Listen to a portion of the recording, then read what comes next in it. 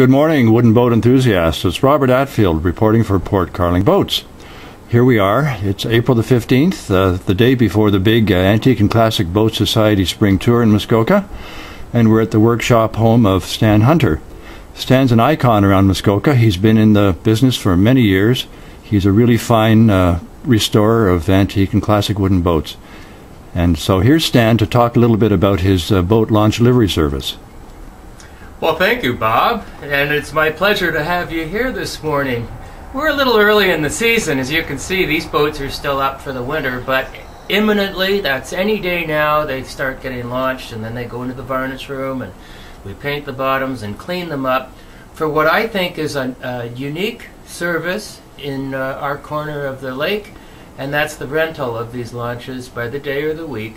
And I'm finding a lot of interest in this for weddings, for people with guests coming from overseas, or for whatever reason, they'll take a boat and enjoy the holiday, paddling around at slow rates of speed and safely, and it's kind of a fun new venture for me. Can you describe the boats a little for us, Stan? They're Duke Playmates, I believe. All four in this fleet are Duke Playmates. They're 25 horsepower. They will carry 6 people, albeit pretty slowly, and 2 of them have tops, as you might see in the picture. They're all of this front steering genre, so they've been built between the late 30s and the early 50s. They're certainly charming boats, Stan, and I guess they're user-friendly. You're not going to go crashing into a dock at 70 miles an hour or 50 knots with a smaller, more fuel-efficient engine. I chose these boats because they are fuel efficient, they're clean, they're innocuous, they're quiet, but also it's pretty difficult to do a lot of damage to them. And I've made them user-friendly with electronic ignition and just little touches that make them push-button usable and simple to operate. Thanks so much, Stan. These are really charming boats. Viewers, I know the light's limited here, but let's try and pan around and we'll see if we can give you a bit of a look. Sure. These the hanging chains. And, these boats would probably take 6, you're saying, Stan. Well, 6 and 2 at a comfortable cruising rate. Yes. Okay. Thanks again, Stan. You're most welcome, and thanks for coming through the tour this weekend. Take care. Bye-bye. We're back in Stan's workshop, viewers, and Stan has got a big project underway here, which he's just going to tell us about briefly. Well, Bob, I think this has to be one of the oldest Corvettes that anyone will set eyes on. It's a rainbow dart slash Corvette. These were built in the first few years when Corvette went into production, and it was a copy of a dart boat in the United States. And I've never actually seen one, so here we have one that has a new hull and some new flooring and new decking going on. It'll be up in Huntsville, in your neck of the woods, near Vernon, Lake Vernon. Good. How was it powered originally? Do you know, Stan, or how is it going to be powered when it's finished? It had a Scripps engine originally, and it's getting a Chrysler Crown. Wow. That's a huge project. Thanks, Stan. You're welcome. Our last stop at Stan's workshop, viewers, is in front of this beautiful 1941 Seabird. And Stan's going to just describe what he's done to the bottom. Well, Bob, we're a little bit innovative here. We've either committed a crime against humanity or we're doing the owner a good service. But what was a lap streak bottom has been changed to smooth skin, and you might be able to pan down to that. And the purpose of this was to give the owner a boat with some utility. And I have to describe that these boats were a hybrid, developed in changing ways. The Canadian boat builders were rib boat builders, and when they were faced with new bottom shapes from the American builders, they started being innovative.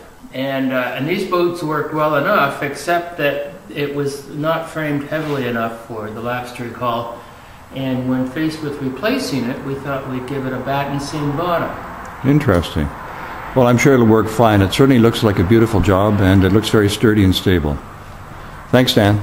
Hello again, viewers. We're at Curtis Hillman's workshop near in Muskoka, of course, not too far from Stan's shop. And actually, Curtis worked with Stan for a number of years, and he's been on his own now for 5-6 years. He started boat building in 1993, and he's also known throughout Muskoka as a really fine craftsman. He's going to talk a little bit about the Boorman that we're looking at here.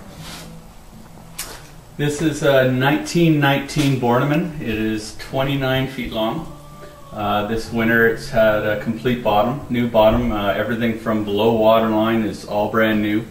Keel, stem, transom, and ribs, all new planking underneath. We're currently building up the sides. At the moment it has 7 coats, and just today we're bringing it into the varnish room for its final 2, so we can get rid of all this dust that we have at the moment and get nice clean varnish. It's had its engine touched up, and we're actually putting in new mahogany floors in it as well, due to the owner seeing another boat that's here that has them. So, so it's been a huge project for you, Kurt. Yeah, well, there's a 24-foot ditch burn, and this were both complete bottoms, so that's quite a bit of work for 2 guys. You've had you've had a busy winter. Yeah. When I asked Kurt about whether or not to epoxy the bottom, this was Kurt's reply. As far as epoxy bottoms go, it's proven fact of how long these bottoms can last for if they're taken care of. This is without epoxy. Without epoxy, I just went and saw an 82-year-old Minette, and the bottom is original and it's still in mint shape. There isn't a thing wrong with it.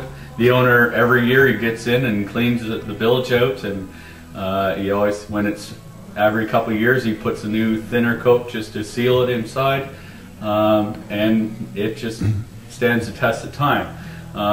They've done with all the new stuff. Fiberglass years ago, it was the newest thing out in the market, and well, look what it did to a lot of bottoms. Some people think it's great. Most boat builders hate it because it just rots the wood underneath the fiberglass. Now the epoxy system, yes, it's epoxied inside and outside, unlike the fiberglass was, so it's another step.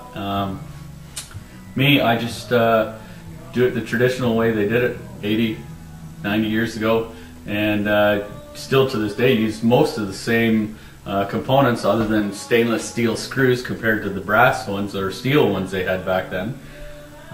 So it's already proven itself, so why try to change why fix it if it ain't broke? Exactly. Thanks very much, Curtis. Not a problem. The last stop here at Kurt's shop is this beautiful ditch burn. This is a 1927 ditch burn. It is 24 feet long. It, along with the Bornemann that you just heard, it's had a complete new bottom, everything from the low water line, and the black on this boat is all being redone.